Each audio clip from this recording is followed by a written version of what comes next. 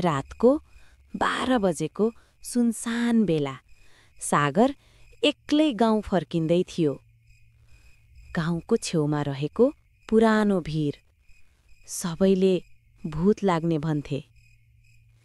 सागरसँग केवल एउटा सानो टर्च थियो।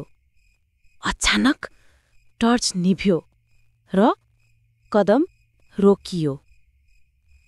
झाडभित्रबाट कसैले उसको नाम फुसफुसायो।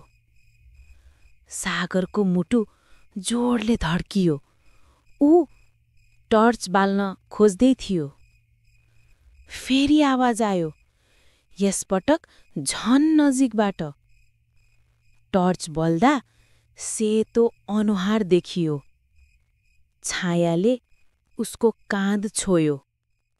भोलिपल्ट उसलाई बेसहारा अवस्थामा भेटे। ऊ केवल यही कुरा दोहोऱ्याइरहेको थियो, त्यस ठाउँ गएर कोही फर्किँदैन। साथीहरू, तपाईलाई यो सानो भिडियो कस्तो लाग्यो? मन पर्यो भने लाइक, कमेन्ट र सब्स्क्राइब गर्न नबिर्सिनुहोला है।